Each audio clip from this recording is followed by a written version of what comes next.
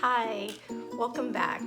In my last two segments, I did chimichurri sauce, I did pasta, and the last segment I did was pan de epi. So I hope some of you tried to do some of those recipes and were successful. But today we're going to do something fun. Today we're going to do a dessert.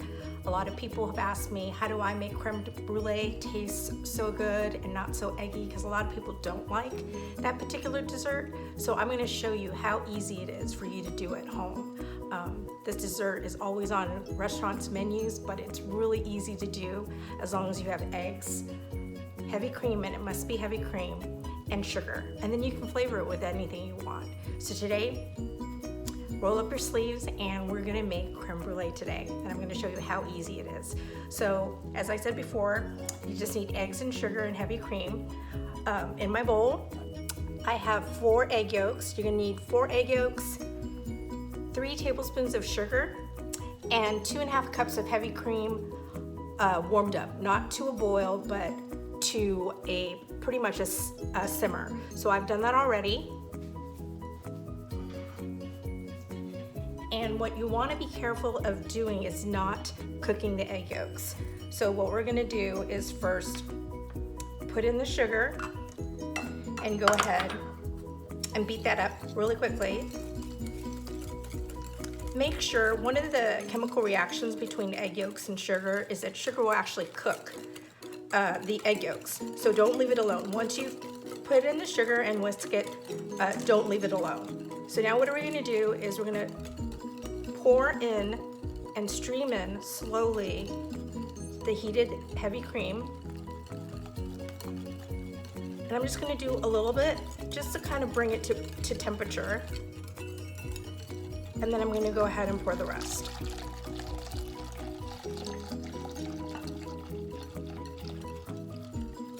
And that's basically your base custard.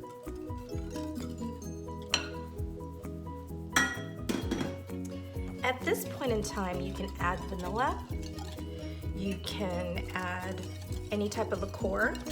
And so I think what would be fun today is I'm gonna go ahead and flavor this creme brulee. And one of my favorites is Cointreau, which is an orange flavored liqueur. And I'm gonna put about a tablespoon, because I like to taste it if I have whatever's left, which basically is the rest of the bottle. So I'm gonna put the Cointreau in. You can put zest in. Again, you can flavor it with whatever you want. I also like to make infused custards. I like to make Earl Grey, creme brulee. You can put Bailey's, you can put Kahlua. So it really depends. I've made a coconut one using Malibu. So again, this will be the point in time to go ahead and flavor your custard. All right, it's all incorporated. Now what I'm gonna do, in order to keep it nice and smooth, I strain my custard because sometimes the egg yolks don't fully get mixed in. So I have here a large Pyrex with a spout, so it'll make it easier to pour into my ramekins. And I have a sieve or a strainer. So what I'm gonna do is I'm gonna go ahead and let's just go ahead and strain that. And this will basically just capture any leftover yolks that did not get mixed very well. All right.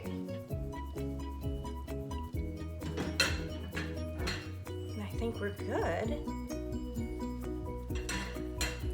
Alrighty, so you see how easy that was. And you're probably saying, I can't believe it could be that easy. And I spent all that money at restaurants. Well, it is that easy. And in the restaurant, what we usually do is we make a lot of these because these keep in the fridge. So when we're getting ready for service, the pastry shop will make a whole bunch of these. We'll have them already ready to go. And then when your order comes in, we will finish it. And that's what I'll show you later in the next part of this video. But here I have a baking roasting pan, and I have these ramekins. And what I'm going to do is I'm going to go ahead and fill these ramekins.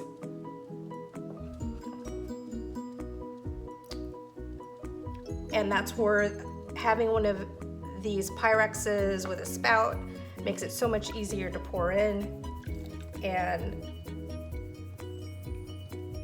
basically finish this off. So we're almost done here.